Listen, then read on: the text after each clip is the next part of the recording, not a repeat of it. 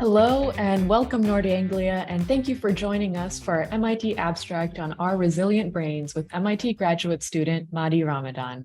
I'm your host, Fatima Hussein, and I'm a PhD student at MIT studying ancient Earth. Now, before we begin, I'd like to cue you all in to what an abstract actually is.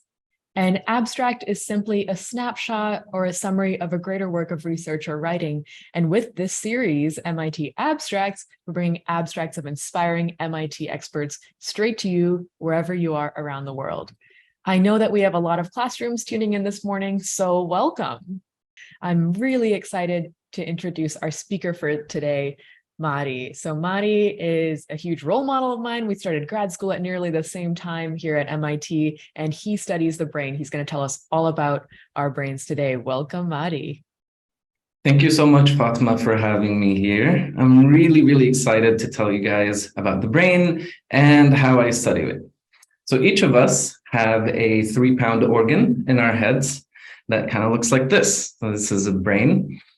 To get a good idea of the size, since this is a toy and much smaller than it actually is, if you go ahead and put your 2 hands together kind of like this is about the size of your brain.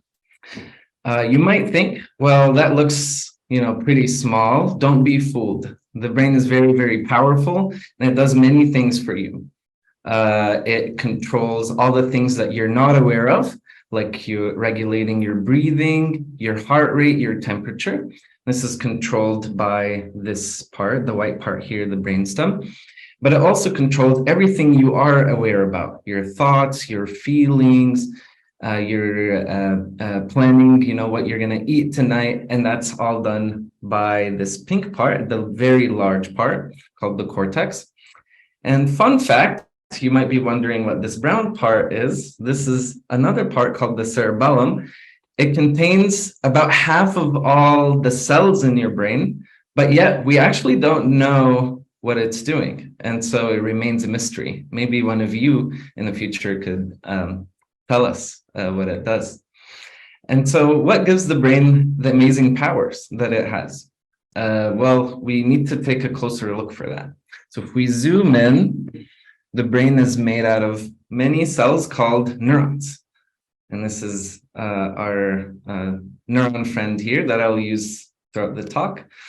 So these cells are very specialized. You can see by their shape.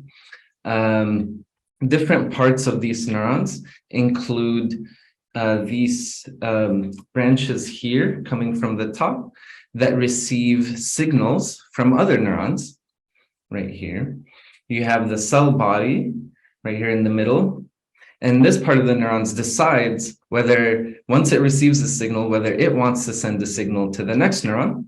And if it does, that signal travels along this part here called the axon. It's almost like a cable. You can think of it like a cable that sends information far away to a second neuron right here. And so the second neuron receives a signal and can also send a signal to another neuron, and so on and so on. And so you get the idea here. So this interconnected web of neurons is what gives the brain its amazing power. So you might be wondering, how many of these neurons do we have? Well, we have, scientists estimate, about 86 billion of these neurons. And so now you can imagine why the brain, the human brain, is actually more powerful than any supercomputer that we've ever built. And even more amazingly, there's 100 trillion connections between these neurons, which is about the same number of grain of sands that you'll find in a beach. Now, if you have an iPhone or a laptop and you drop it on the floor and it breaks, it cannot fix itself, right? You have to take it to a specialist to fix the phone or computer, right? However, sometimes in life, the brain could have an accident or could get injured. But the special thing about brains is that they're able to heal itself. And actually, it's very healthy and natural for the brain to get slightly injured throughout life. But, the good thing is that the brain is super resilient, is able to heal itself. So how does it do that? let's take a closer look. So remember, neurons have connections between each other, and that's what we're going to be focusing on now. We're going to take a close look, super zoomed in. So right where they meet, they're separated by a very small space. And the way that they send signals to each other is using these molecules called neurotransmitters. And so when this neuron wants to send a signal to this neuron, it will release these neurotransmitters, and these neurotransmitters travel and bind to the next neuron. When the next neuron gets these neurotransmitters, it says, oh, I'm getting a signal. Should I send the signal or not? And a lot of time it does. There are many types of neurotransmitters like serotonin and dopamine. But the really cool thing is that unlike an iPhone or any of the electronics we have, the signals that neurons send each other can change. It does not have to be the same signal every time. This is termed neuroplasticity, kind of like plastic. It's very malleable. It's always changing. So let's see, how can the brain do that?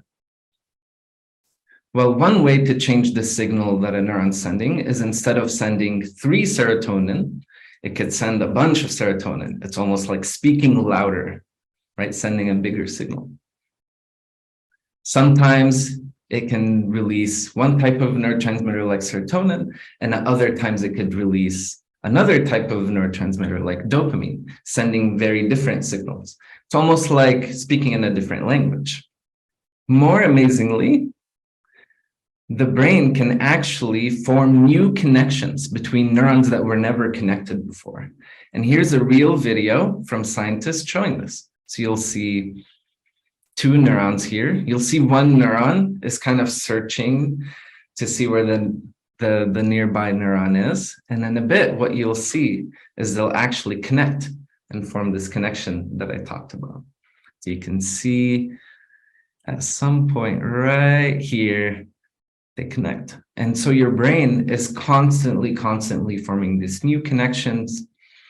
And one of my favorite examples of neuroplasticity is the fact that throughout life, it turns out you can make new neurons. And so here, scientists showed that in blue, these were old neurons, but over time, these neurons in red appeared.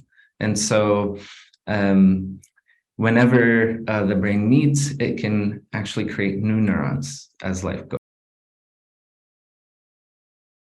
How these could be useful when the brain gets injured and the brain can actually change what it's doing. These neurons can form new connections, can create new neurons when it's injured.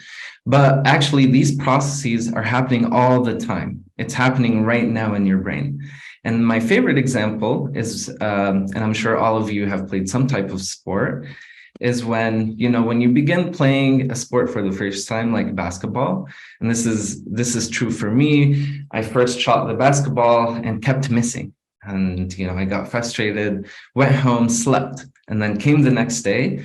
And all of a sudden, the next day, it almost felt like my body had learned how to shoot the basketball, how to make it in. So this is an example of neuroplasticity. Your brain has learned, right, has changed and learned how to throw the ball into the basketball. This happens for not just sports, but when you learn a musical instrument, right? If you have learned a musical instrument, when you learn something new, just like you are now.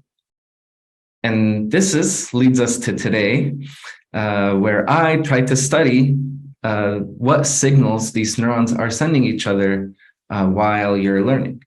How do I do this? So these neurons are very, very small, and to study them, I need a very, very small tool.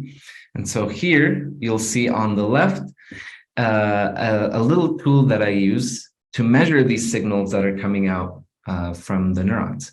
And you can see it's very, very thin. It's actually as thin as a human hair. But even though it's very thin, if you zoom in, and here on the right, you'll see it actually has about 1,000 sensors. And all of these 1,000 sensors can tell me what these neurons are telling each other. My favorite example of what tools I use to listen in to these signals that the neurons are telling each other comes from jellyfish. And so you might be wondering what jellyfish have to do with neuroscience. Well, it turns out that jellyfish and many other animals have this special ability called bioluminescence. And you might have seen it. It looks something like this.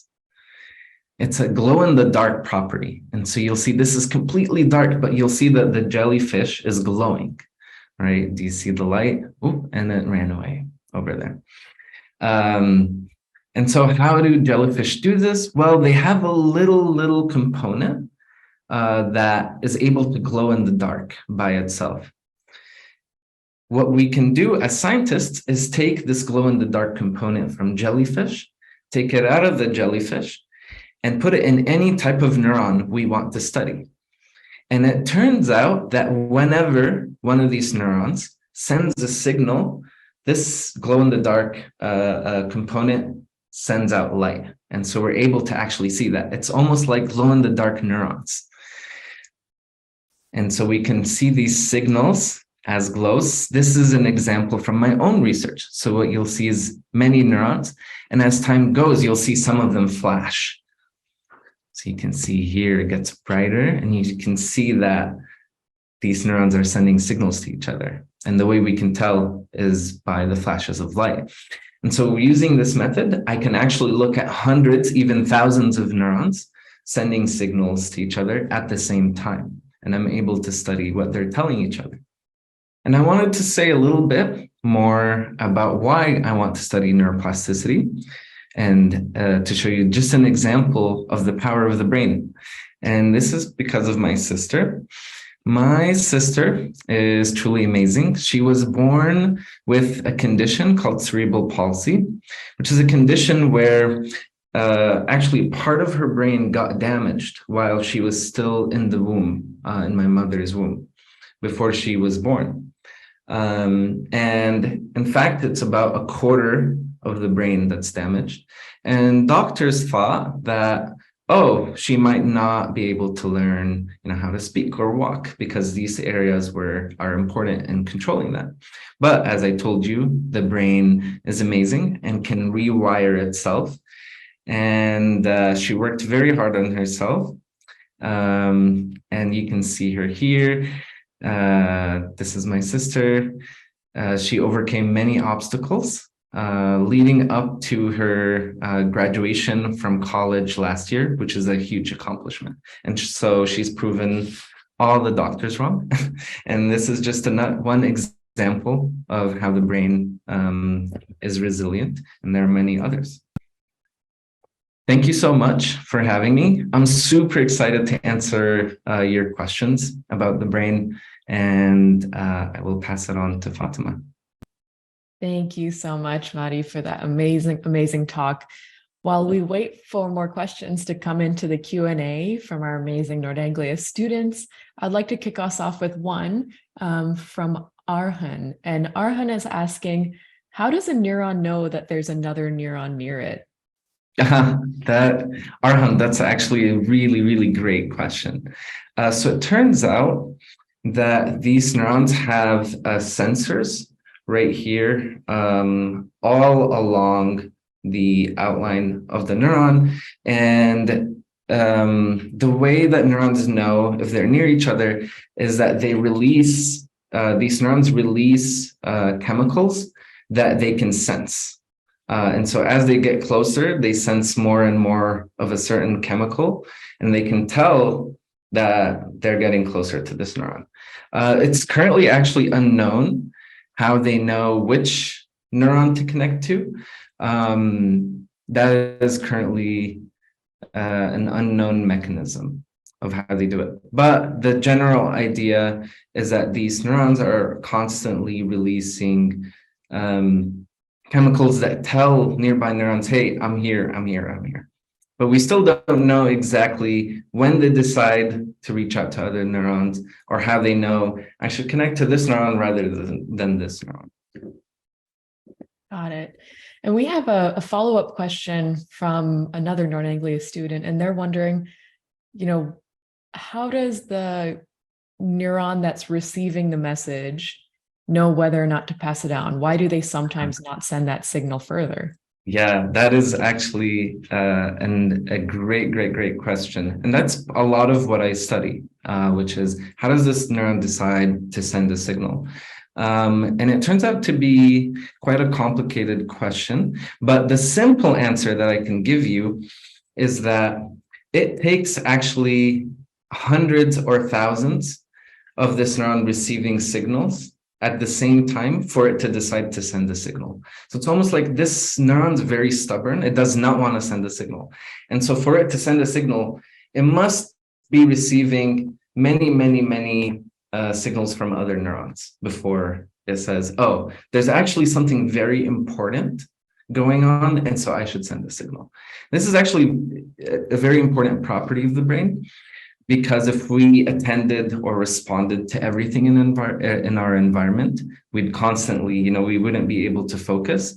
But because of this sort of stubbornness of neurons to fire, and it takes a lot, it has to be a very important big message in the brain for it to send the next message, we're able to sort of focus on only a little part of the world.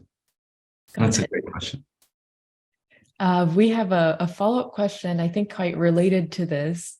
We have a student who's wondering, how do those chemicals, those neurotransmitters that you said, not float away? How do they stay on track and actually get to, if there's a bunch of neurons in a space, how does it like get to the right one? Yeah, so that's actually a really great question. So remember the space I talked about?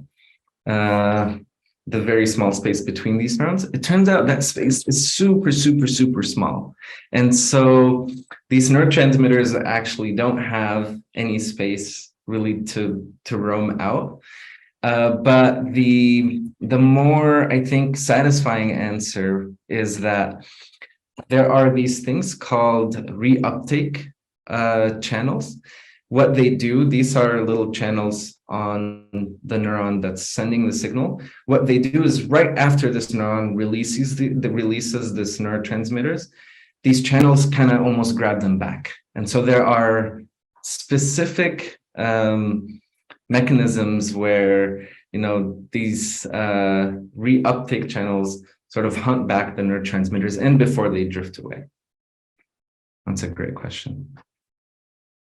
And we have a question from a student who's wondering how you actually study this and how do you make those sensors that you showed us so small? How does that work? That is great. So I personally do not make these sensors. It would be a very hard task to do. The way they do it actually is very interesting. So to create these very small sensors, they use the same tools they use to make computer circuits, right? So your computer circuits are very small. They have millions and billions of little transistors, and they figured out a way to use those same tools to make computer components, to make these neuroscience tool components. So I don't personally make them myself, but how do I study the brain? Well, I use these tools to go in and I listen in to the signals that the neurons are telling each other. And it's almost like studying a language, right? These neurons are telling each other something. It's in a language that I don't quite understand, right? But I'm trying to interpret. And so sometimes you'll see that, this neuron fires, sends a signal 3 times in a row, and then this neuron fires. And I consistently see this pattern. This neuron fires 3 times, and then this neuron fires once, right? And so I'm trying to understand this code that they're sharing, this language that they're telling each other, right? And from neuron to neuron, this differs. I see some neurons where if they fire once, sends a signal to neuron, this neuron will always send the signal as well.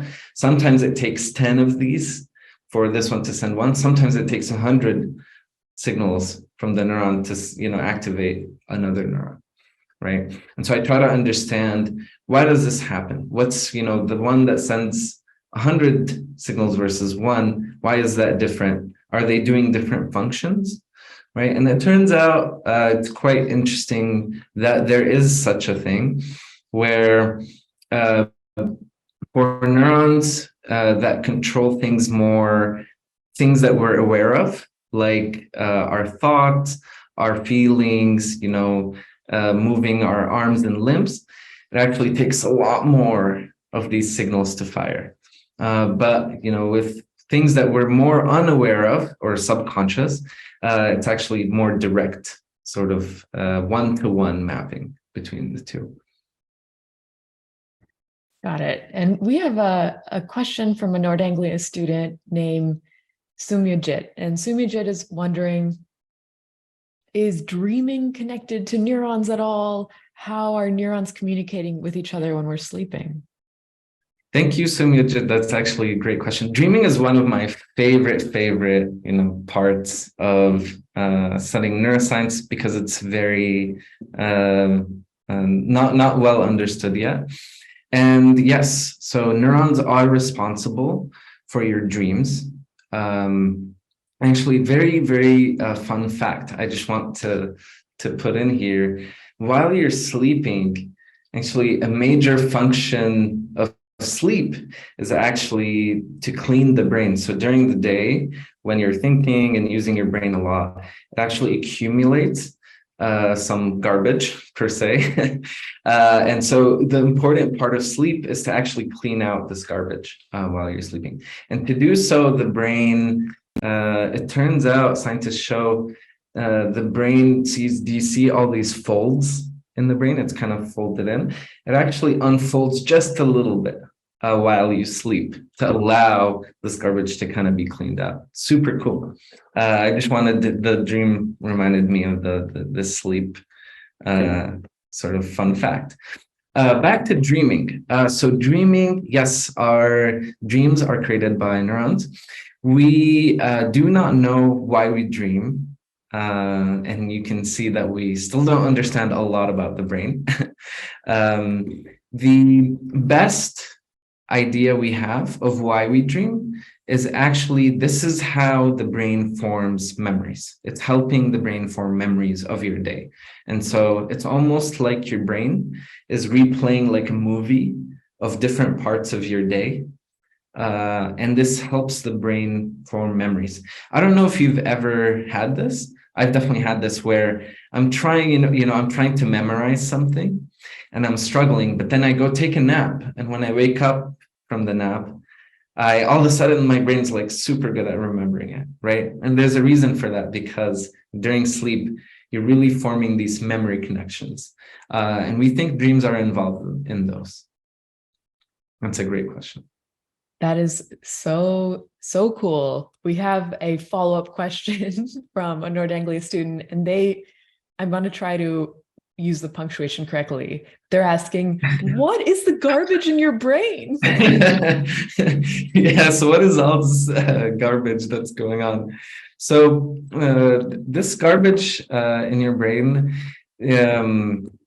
is really just so each of these neurons to fire, it takes actually quite a bit of energy for it to actually get enough energy to fire a signal. And so it's almost like, it takes in energy and then whatever's remaining from these molecules that it got energy from, that is the garbage, right? But this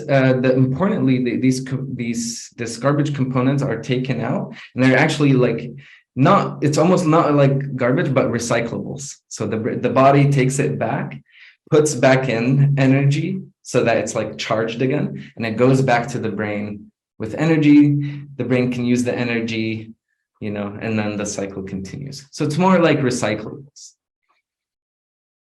Got it. Okay, that is good to know. Sometimes I feel like my brain has actual garbage in it, so I'll have to think about that a lot. I wanted to ask a few questions about your path to neuroscience now and your education in it. So first, can you tell us, has there been an impactful class or teacher in your life that really helped you get on this academic and research journey? Yeah, that's a great question. So it's not particularly a teacher, but in my view, she's a life teacher.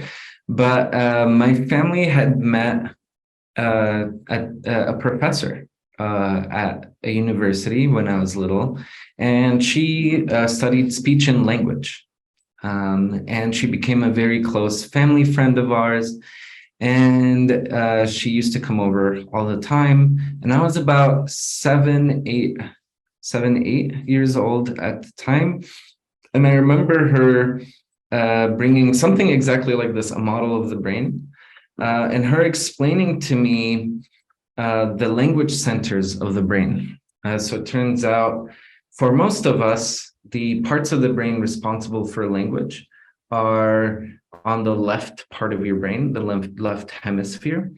And she explained to me in that case how with some patients that she sees, just like my sister, they've had damage to that part of the brain, but because of the amazing power of the brain, they've relearned how to learn language very quickly, right? The brain has rewired itself. And I was super inspired by that.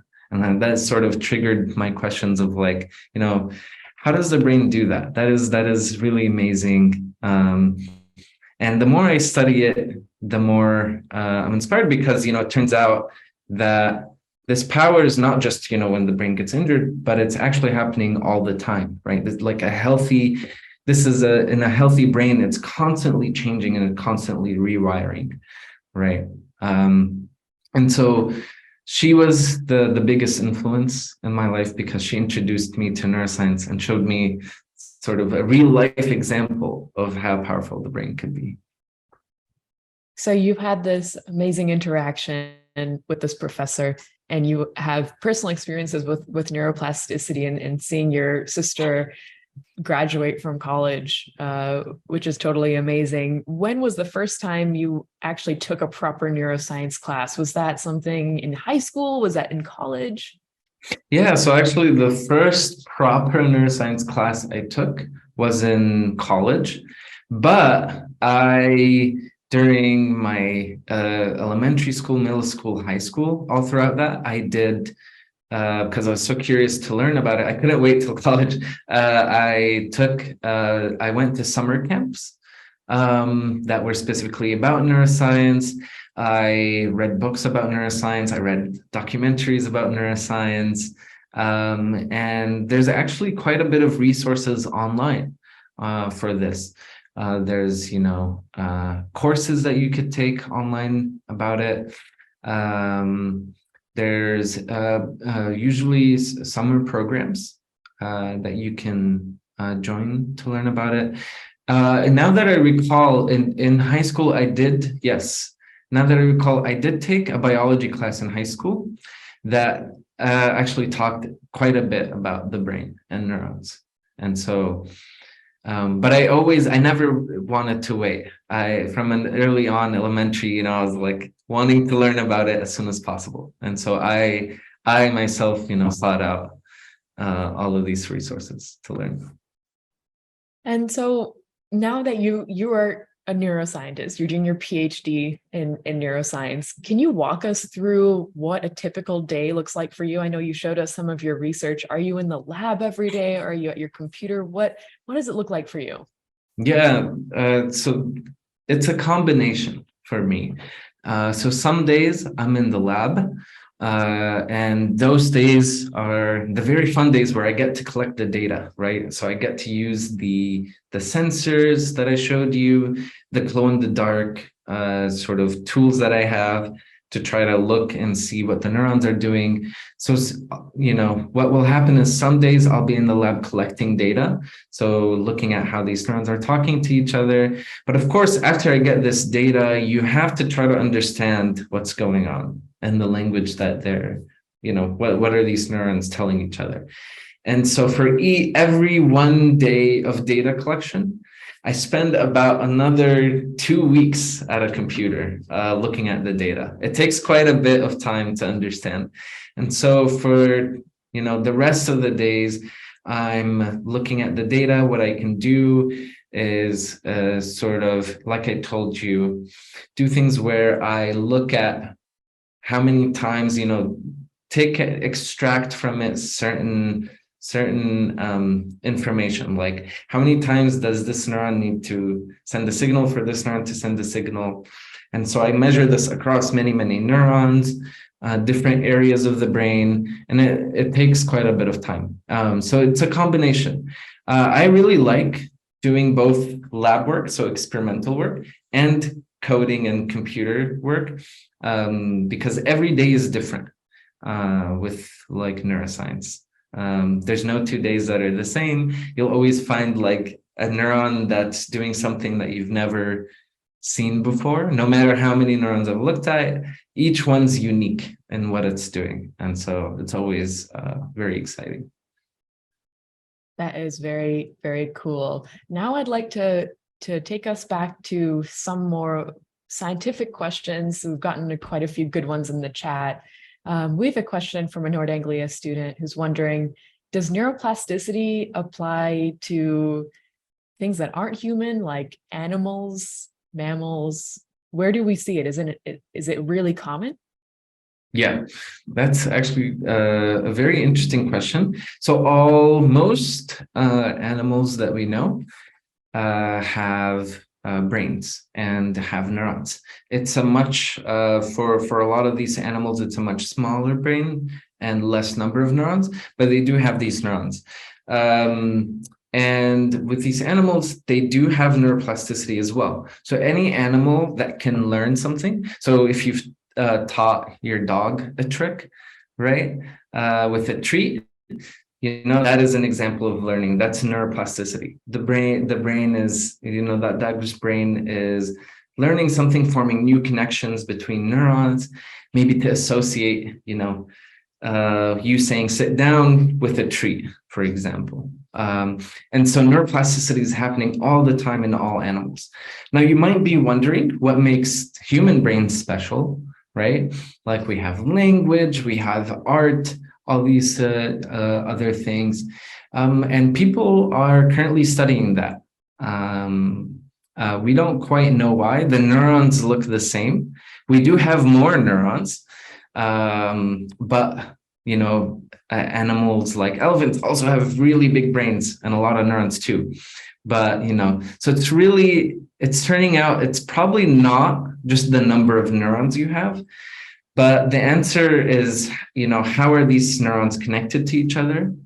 What are they telling each other? And that's probably where humans are different than animals in that sense. But, that is something that's still unexplored. And how do our neurons change as we get older? So we are born with brains, we have some neurons there, and we're making connections all the time. But what happens to a neuron after like 40 years? Is it still functional? Yeah, so the great thing about neurons is that they last a lifetime. So if you keep a healthy brain, which means, you sleep well every night, you exercise, you're always learning and using your brain, keeping it sharp. These neurons last all of lifetime. And in fact, not just that, but if you remember in one of the slides, I talked about how not only does the brain, have the existing neurons, but it turns out that even until your late life, your brain can make new neurons, right? So not just that, but, throughout even, when you're very, very old, your brain is able to make new neurons. So it's always constantly sort of changing and learning. And so if you keep a healthy brain, you can make new neurons your whole lifetime. Yeah. And it's very cool. Very, very cool. I think that leads into a question that we have from a Nord Anglia student, and they're wondering, are there things we can actively do to maximize our own neuroplasticity and making new neurons? Are there things like, is it exercise? What should we be doing? Yeah, that's a great question. So many people have studied this, and it turns out you don't need like any special, tool or anything to make it work. It actually it's something available to everybody. So things like getting enough sleep. So rest is super important. Exercising is actually really, really important as well in keeping your brain healthy. The other aspect is eating well. So remember that the energy sort of that I talked about that goes into the brain uses a lot of energy. And so having a healthy diet, eating good food, healthy foods helps, provide that energy to the brain. But I think the single most important thing is to always keep learning. So if you use your brain, you're always curious and learning about things. It's keeping the brain healthy. Yeah. And so to maximize neuroplasticity, I do this every day. I try to learn as much as possible, ask as many questions as possible to keep my brain at full power. That's excellent. I think a lot of Nord Anglia students are very actively doing that all the time. So they are all on the right track to maximize their neuroplasticity. I'm really happy to hear that.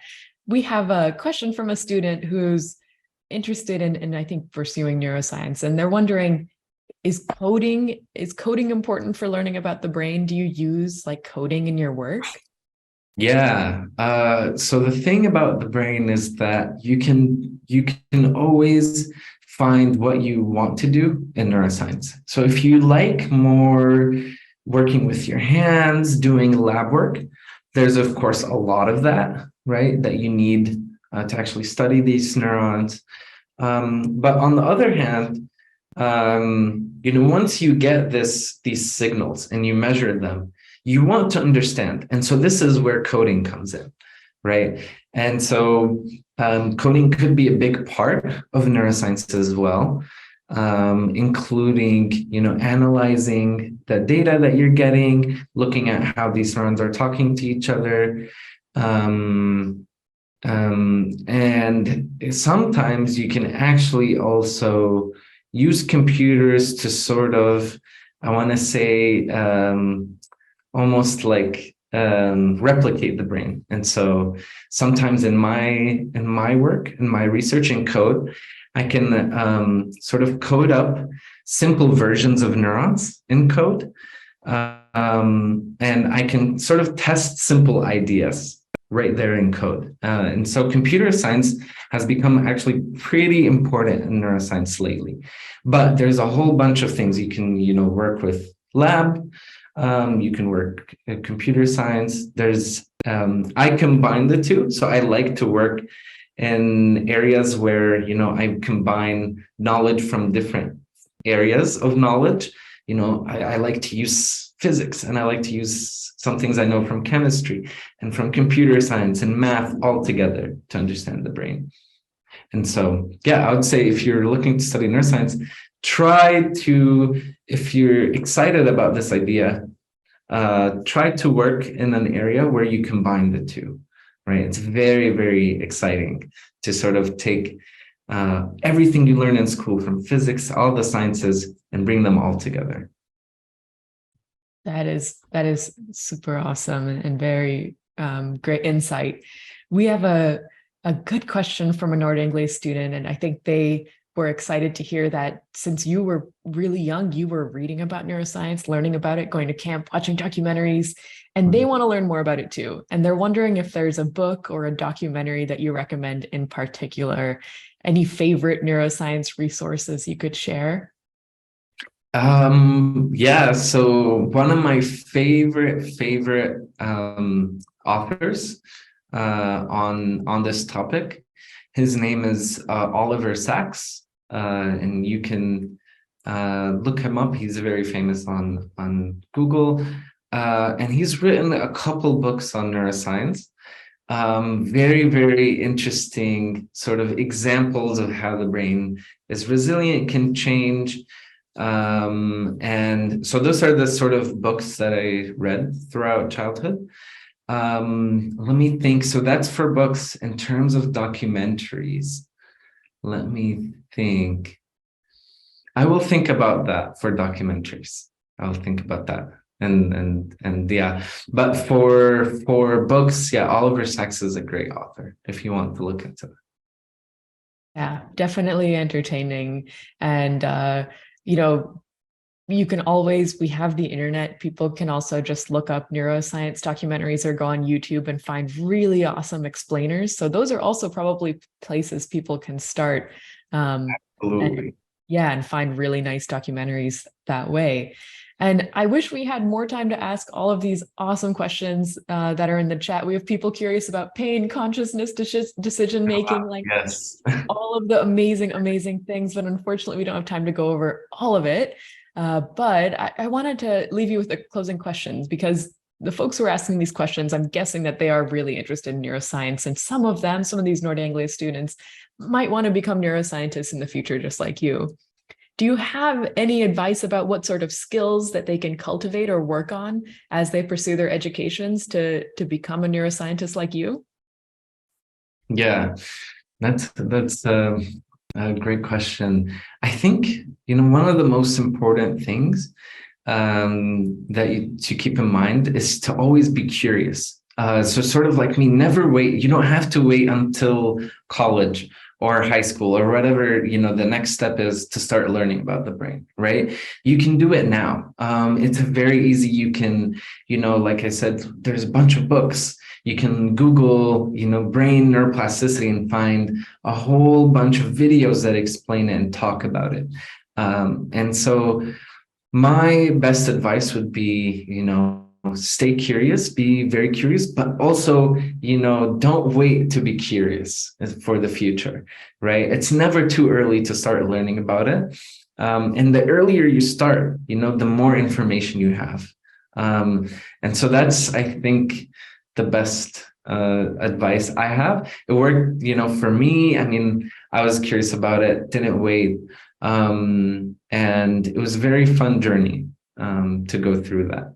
And so that's my best advice. I guess one other advice, just to end, would be neuroscience is a very exciting field in that, like right now, to try to understand the brain, kind of like what I talked about, you need to combine knowledge from multiple areas and multiple fields. Right. So you need to understand a little bit about biology. You need to understand a little bit about chemistry, a little bit about computer science, a little bit about engineering, all these math, all these fields. And so my other advice would be, to try to explore, many different sciences, and do not be afraid, to kind of draw on all of them and combine them in one. Absolutely fantastic advice. Thank you so much, Mahdi, for sharing some of your time with us and introducing us to this really exciting and huge world of neuroscience. So I wanted to remind our Nord Anglia students and teachers on the call that if you want to watch a recording of Mahdi's talk or previous abstracts, you can find recordings of our MIT abstracts on Global Campus and on YouTube. And I'd like to tell you about our abstract that's happening next month. I'm very excited for it. We're going to have Stuart here, and he's a PhD candidate at MIT Aeroastro, and he's going to tell us about solar panels, desert dust, and jump rope. So this is going to be totally cool. Be sure to join us for it. I'm very excited for it. And now with that, I'd like to thank everyone for joining us today. Thank you to the students for asking such awesome questions. Huge thanks to Mahdi for sharing his time with us today, sharing his expertise. Yeah, totally killed it. And I'd like to lastly thank the MIT Nord Anglia Education Collaboration for making this series possible. See you guys next time. Bye. Bye, Mahdi.